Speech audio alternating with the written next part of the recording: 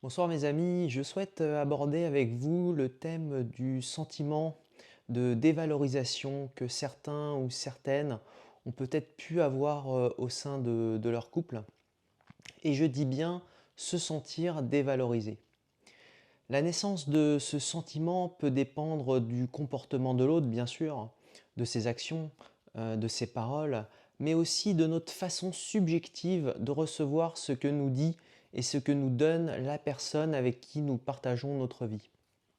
Ou bien une combinaison des deux motifs, au sens que si nous ne sommes pas réceptifs de base à certains agissements ou à certaines paroles de notre partenaire, nous pouvons être amenés à amplifier, à exagérer, à mal interpréter ces comportements qui finalement passeraient crème pour d'autres.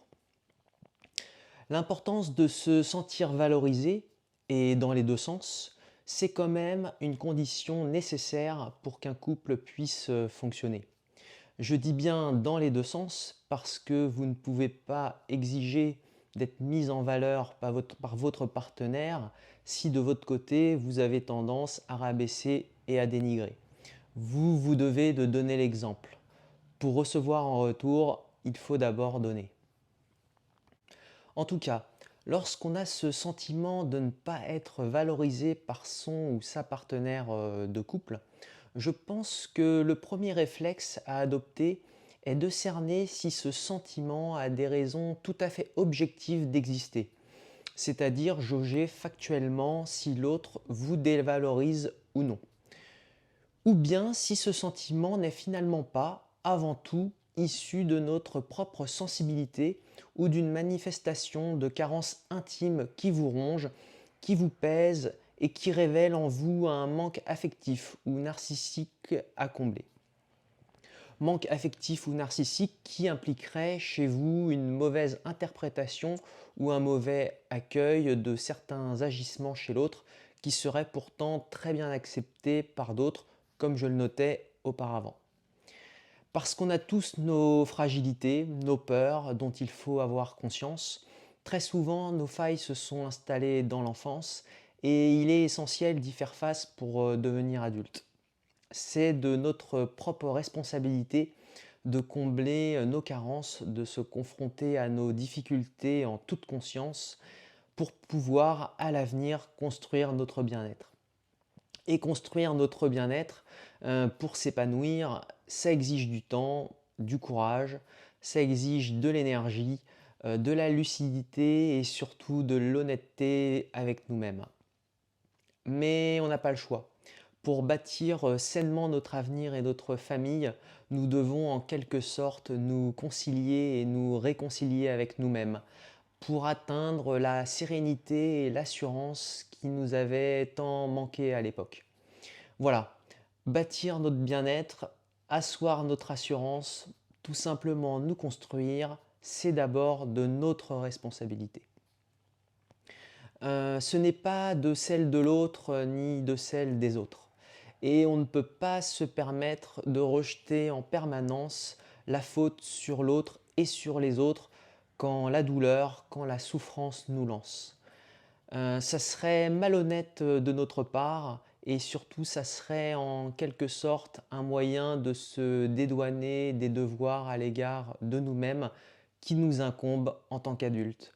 Et j'ajouterais une évidence, à savoir que pour être heureux en couple et dans nos relations avec autrui, il faut d'abord l'être avec soi-même. Néanmoins, dans cette vidéo, je voulais tout de même rappeler l'importance d'être bien entouré, et particulièrement en couple. Quand nous avons réussi à nous corriger, à nous dépasser avec vaillance et bravoure, quand nous avons réussi à dépasser l'enfant souffrant que nous avons été pour enfin devenir adultes, fruit d'un travail de longue haleine sur de longues années, nous ne pouvons pas accepter un quelconque rabaissement à notre égard venant de nos proches, que ce soit de nos parents, de nos frères et sœurs, de nos amis, et encore moins de la personne que nous aimons et avec qui nous souhaitons faire notre vie. On doit être considéré et valorisé par la personne qu'on aime. En couple, un homme, une femme ne doit pas en arriver à douter de sa valeur. Parce que par ricochet, la dévalorisation que nous subissons pourrait naturellement enterrer notre envie de l'autre, en inhibant notre confiance en soi, en inhibant notre désir, notre libido, et ce qui donc détériorerait bien évidemment la santé de notre couple. Votre confiance que vous avez avec effort acquise sur plusieurs années, votre estime de vous-même qui est le socle de votre fierté aujourd'hui, personne n'a le droit de vous l'enlever, et encore moins l'être que vous aimez. Vous avez le droit et aussi le devoir d'être fier de vous-même. Mais l'être aimé doit aussi être fier de vous. L'être aimé a même le devoir de vous mettre en avant et en valeur, de vous élever, de vous encourager dans vos projets qui vous tiennent à cœur, ou du moins de faire naître en vous ce sentiment, et ceci sans faux semblant. Et si vos fragilités du passé reviennent vous hanter aux côtés de cette personne, jusqu'à mettre en péril tous les efforts, tout le travail que vous avez réalisé sur vous-même, à mes yeux, ce n'est pas un sort qu'il faut subir et accepter. Après, je sais bien que ce n'est pas toujours évident de faire en sorte de ne pas subir. Nos sentiments pour l'autre ne nous aident pas forcément. Parfois, nos sentiments nous aveuglent ou bien nous freinent à changer les choses par nous-mêmes.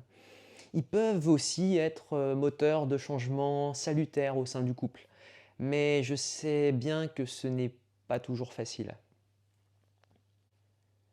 Dernier rappel que je ferai ce soir, en couple, il y a aussi des hommes et des femmes qui ont ce réflexe de vous comparer à leurs proches, de hiérarchiser pour vous rabaisser, pour bien vous faire sentir et comprendre que vous êtes inférieur, directement ou de manière plus détournée.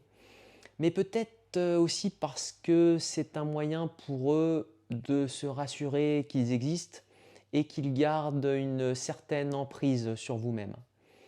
Je vous souhaite une bonne fin de semaine, prenez soin de vous et je vous dis à très bientôt.